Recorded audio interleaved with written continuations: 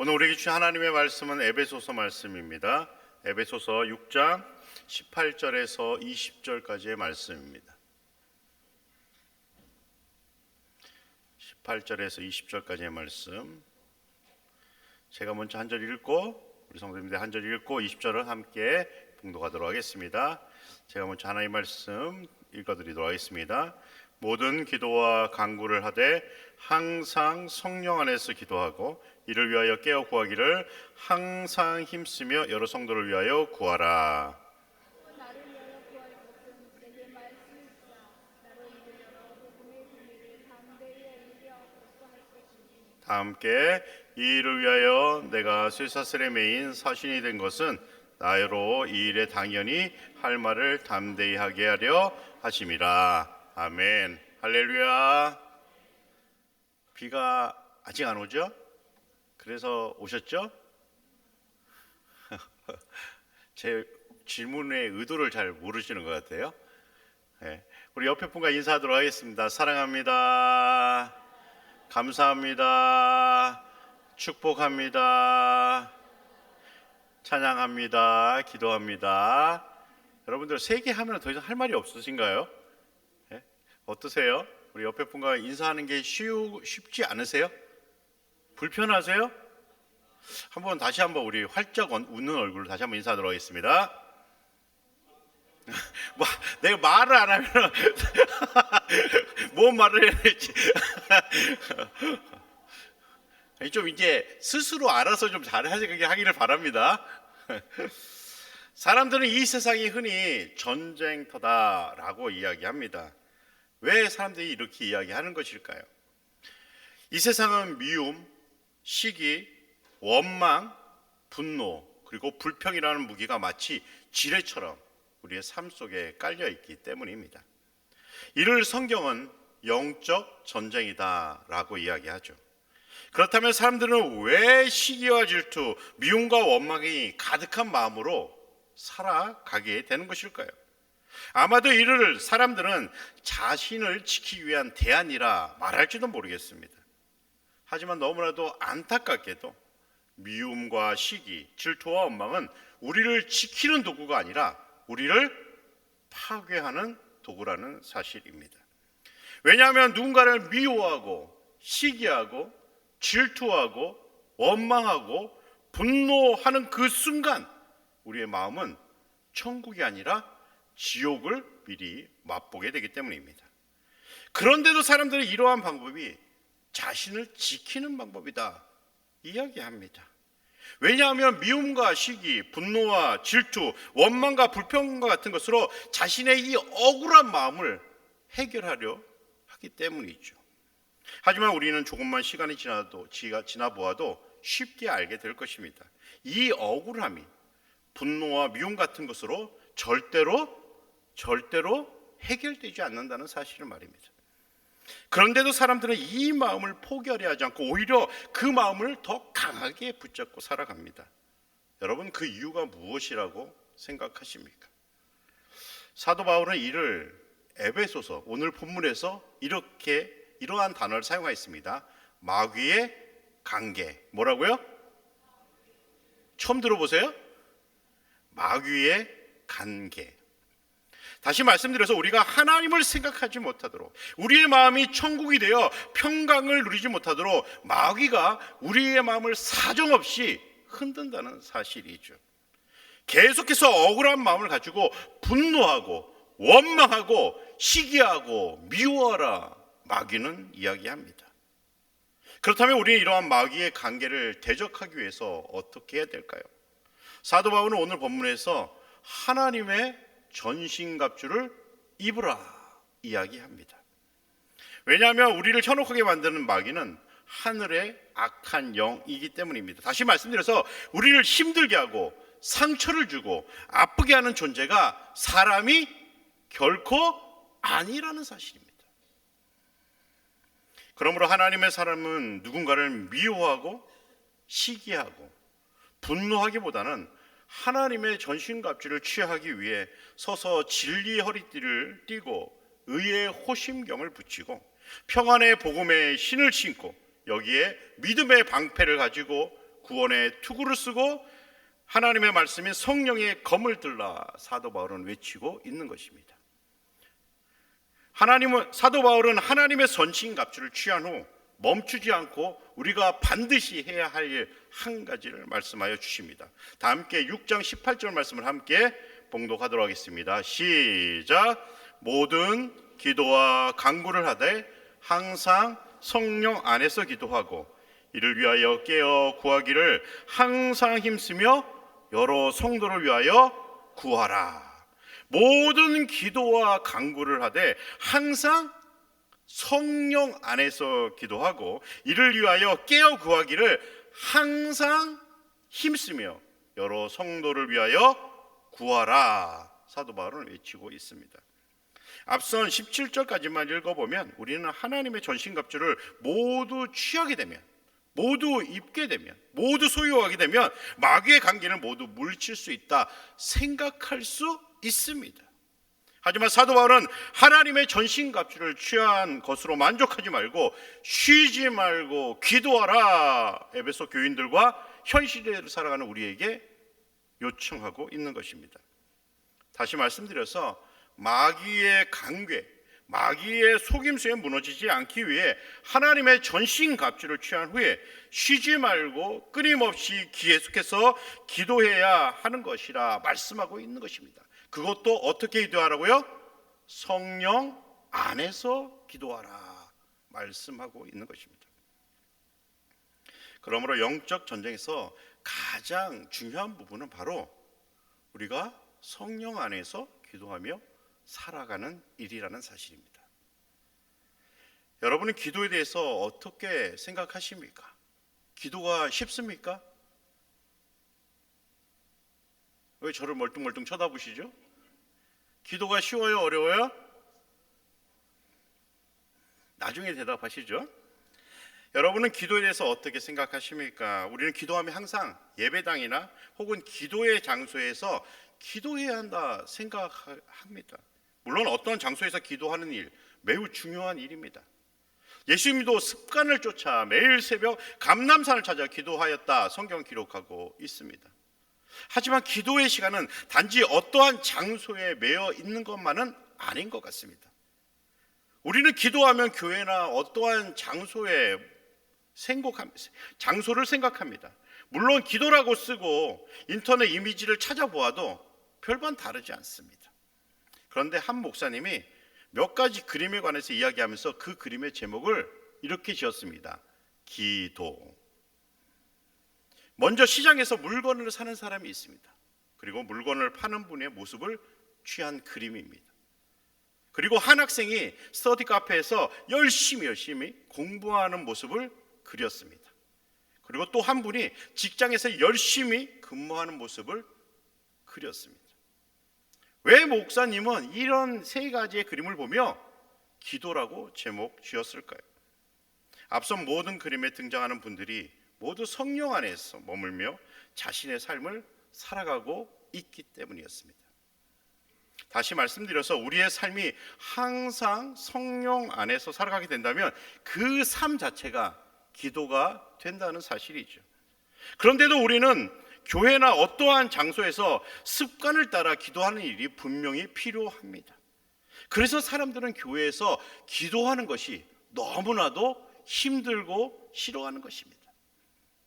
제가 어릴 때만 해도 여름 수련회에 가면 어른들과 함께 예배를 드리고 찬송하고 기도했습니다. 이 중에서 제가 가장 기억이 남는 시간이 바로 어떤 시간이었을까요? 눈치가 있으면 빨리 대답하겠죠? 기도 시간이었습니다. 기도 시간이 얼마나 길고 도저히 같이 기도하는 것만으로도 너무 곤욕이었습니다. 심지어 편하게 앉아서 기도하는 것도 아니고 무릎을 꿇고 기도하라 목사님이 말씀했습니다. 모든 시간이 끝난 후 저의 자세가 어떻게 되었을까요? 혹시 아시나요? 저희 지인들의 이야기를 들어보면 머리를 땅에 대고 엉덩이를 들고 자는 모습이었다 이야기합니다. 그래서인지 어려서부터 기도 시간이 저에게는 가장 힘든 시간 가운데 하나였습니다. 그런데 너무나도 놀랍게도 저의 인생에 가장 힘들고 어려웠던 시간에 제가 선택한 것은 이 트라우마 같은 기도였다는 사실입니다. 무언가를 선택해야 할 때, 어딘가를 떠나야 할 때 저의 선택은 항상 기도였습니다. 그리고 기도 덕분에 저는 떠날 수 있었고 어떤 것을 선택할 수 있었습니다. 물론 기도 후에 하나님께서 저에게 정확하게 떠나라, 가라 이렇게 말씀하지 않으셨습니다. 하지만 기도 후에 제가 무엇인가를 선택할 수 있었던 것은 무엇보다 하나님이 저에게 주신 평안의 마음이었습니다. 그리스도인에게는 무엇보다 기도가 필요합니다. 하지만 현 시대 그리스도인에게 기도가 점점 멀어져 가고 있습니다. 여러분, 그 이유가 무엇이라 생각하십니까? 물론 여러 가지 이유가 있을 것입니다. 하지만 저는 이 중에서 기도가 우리의 삶에서 멀어지는 이유를 소통이라는 단어에서 찾아보았습니다. 현 시대는 소통이 잘 이루어지지 않는 시대다 이야기합니다.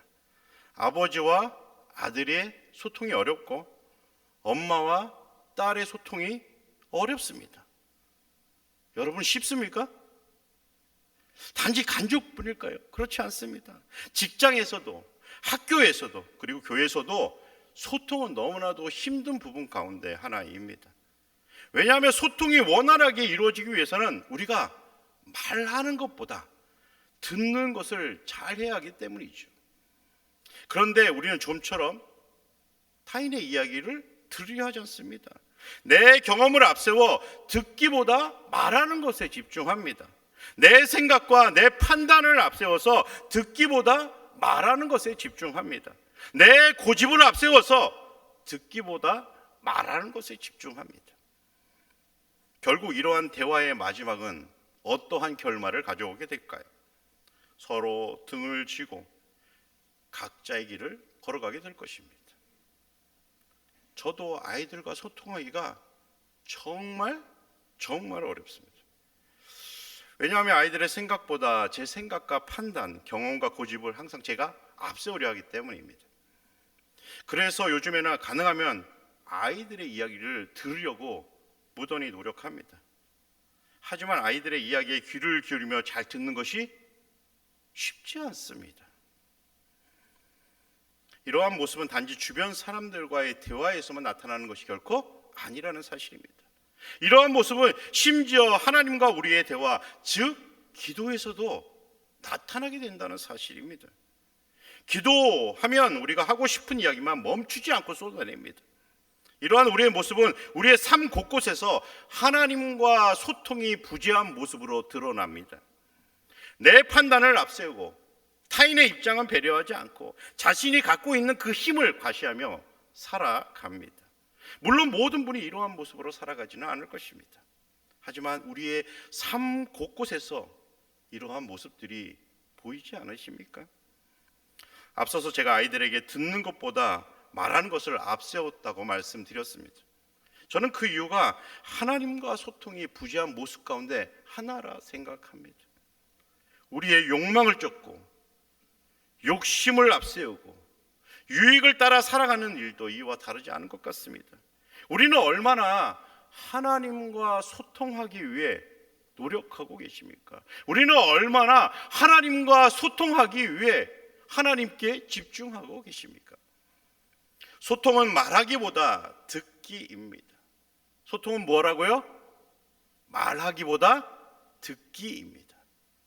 상대방의 마음을 읽을 수 있을 때 우리는 원활한 소통을 할 수 있습니다.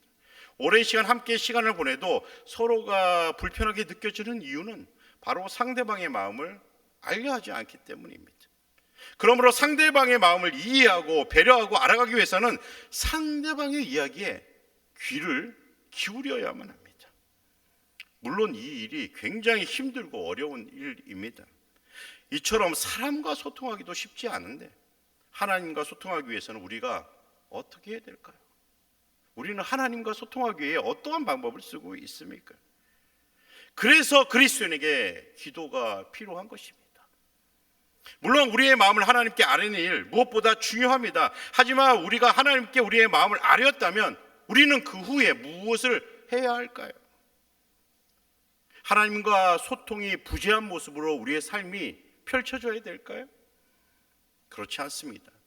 기도 이후에는 우리가 하나님과의 소통이 무엇인지를 사람들에게 보여주어야만 합니다. 우리는 어떻게 하나님과 원활한 소통을 갖는 모습을 사람들에게 보여주고 있습니까? 성경은 이를 순종이라 말합니다. 내 욕심과 욕망을 쫓아 살아가는 일이 아니라 하나님의 말씀을 따라 살아가는 일이라는 사실입니다. 그래서 기도는 우리를 하나님의 말씀을 묵상하게 만들고 또한 순종의 사람으로 이끌어가는 것입니다. 그래서 사도 바울은 데살로니가 교회를 향해 하나님의 뜻을 이루는 삶이 항상 기뻐하고 범사에 감사하는 일도 있지만 쉬지 말고 기도하는 모습에도 있다라고 외치고 있는 것입니다. 우리는 하나님과 얼마나 원활한 소통을 이루고 계십니까? 우리는 얼마나 하나님과 깊은 소통의 관계를 맺고 계십니까?